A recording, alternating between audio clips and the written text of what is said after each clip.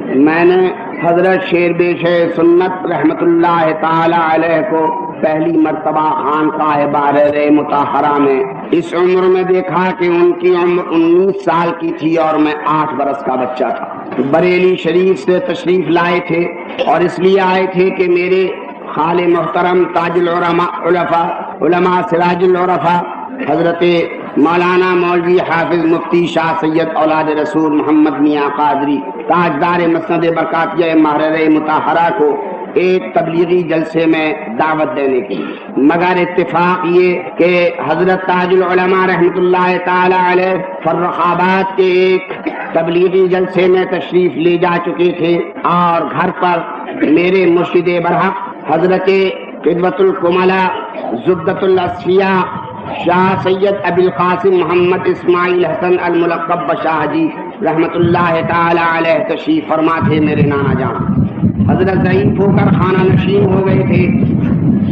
مجھ سے ارشاد فرمایا، لالا مولوی حشمت علی آئے ہیں تمہارے ماموں کے لے جانے کے لیے، ماموں تمہارے فرخ آباد گئے ہیں، جاؤ اور انہیں ہماری حویلی میں ٹھہراؤ اور ان کے آرام کا بندوبست کرو۔ آج جب میں بوڑھا ہونے کو آیا تو میرے سامنے یہ پورا نقشہ سامنے ہے کہ میں کس طرح سے گھر سے کھانا لے کر گیا تھا اور میں نے کس طرح کھانا کھلایا تھا اور کس طرح سے میں نے یہ کہا تھا کہ بابا فرخ آباد گئے ہوئے ہیں اور میاں یہ فرماتے ہیں کہ آپ ہم سے ملے بغیر مت جائیے گا۔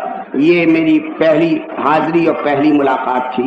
اس کے بعد تو پھر کچھ ایسے ربط بڑھے کہ حضرت شیر بیش سنت اگر 15 دن بریلی ہیں، 15 دن لکھنؤ ہیں تو 10 دن محرر شریف ہیں۔ مجھے وہ دن بھی اچھی طرح سے یاد ہے جب میرے مرشد برحق رحمت اللہ تعالی علیہ نے اپنی محل سرا میں روبہ قبلہ دو زانو خود بیٹھے اور حضرت شیر بیش سنت رحمت اللہ تعالی علیہ سے کہا، ہمارے سامنے دو زانو بیٹھ کر اپنے دونوں گھٹنے ہمارے دونوں زانوؤں سے ملا دو۔ اور جب اس طرح سے دونوں بیٹھ چکے تو ارشاد فرمایا کہ میں نے جملہ سلاسل عالیہ قادریہ برکاتیہ و چشتیہ و نقشبندیہ و سہروردیہ سارے اعمال و اشغال و مراقبات جو خانباد برکاتیہ میں مجھے اپنے مرشدوں سے ملے، میں نے وہ سب کی اجازت تم کو دی۔ اور مجھے یاد ہے کہ اس کے ساتھ ہی حضرت شیر بیش سنت نے اپنا سر ان کی گود میں ڈال دیا اور حضرت والا کا سر ان کے ہاتھوں پر آ گیا۔ شیر بیش سنت سے میرے گھر کے ربط و ضبط کو تم میں سے کوئی نہیں جان سکتا، تم میں سے کوئی نہیں پہچان سکتا، تمہیں نہیں معلوم۔ حضرت شیر بیش سنت سے میرے گھر کے تعلقات کو بمبئی میں جاننے والے ایک تھے جو گزر گئے، میرے برادر طریقت منشی مصطفیٰ خان صاحب پان والے مرحوم مغفور۔ ایک ہیں اللہ تبارک و تعالیٰ انہیں حی و قائم رکھے، حضرت شیر بیش سنت کے برادر عزیز مجاہد اہل سنت حضرت مولانا محبوب علی خان صاحب دامت برکاتہ، وہ جانتے ہیں کہ حضرت کے ساتھ میرے گھر کے کیا روابط ہیں۔ اور اس کے ساتھ ہی ساتھ مجھے یہ کہنے میں باک نہیں ہے کہ حضرت شیر بیش سنت میرے استاد محترم بھی تھے۔ حضرت شیر بیش سنت 1 مہینے کے لیے خانقاہ میں تشریف لائے اور میں نے تفسیر جلالین، نور الانوار، قطبی ماہ میر اور شرح وقایا، یہ حضرت رحمت اللہ تعالی علیہ سے 14 سبق میں نے پڑھے ہیں۔ یہ تو وہ پڑھنا ہے جو میں نے کتاب کھول کر زانو تہ کر کے حضرت سے پڑھے، اور اس کے بعد میری عمر گزری ہے ان کے ساتھ رہنے میں اور ان کو دیکھنے اور سمجھنے اور بوجھنے میں۔ میری تقریر کی رنگت، میری تقریر کی سوجھ بوجھ اور میری سوچ اور سمجھ کا رنگ یہ حضرت شیر بیش سنت کا ہے۔ آج سے 4 سال پیش تک میں احمد آباد کے دارالعلوم اہل سنت شاہ عالم کا ممتحن ہو کر گیا تھا۔ وہاں پر شیخ الحدیث علامہ عبد المصطفیٰ اعظمی دامت برکاتہم جو اس وقت چندی بازار میں بیان فرما رہے ہیں، شب برات قریب آ گئی تو انہوں نے جلسہ باز رکھ دیا۔ میرا بیان ہوا اور وہ میرا بیان غالباً میری عمر کا سب سے طویل بیان تھا۔ میں 8:45 بجے بیان کرنے کے لیے بیٹھا اور 4:30 بجے صبح کو سلام کے لیے اٹھا. وہ تشریف فرما ہے, آپ ان سے اس کی گواہی لے سکتے ہیں. احمد آباد والے بچہ جانتا ہے. جب میرا بیان ہو چکا تو حضرت اجمل العلماء مولانا اجمل شاہ صاحب سنبھلی دامت برکاتہم نے ارشاد فرمایا کہ میاں مولوی حشمت علی یاد آ گئے.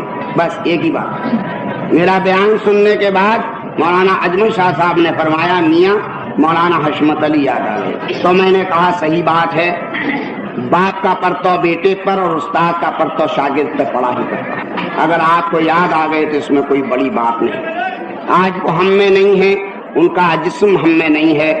اس خاکی جسم کی حقیقت بھی صرف اتنی ہے کہ ایک پنجرا ہے جس میں روح کا پنچھی پھنسا ہوا ہے.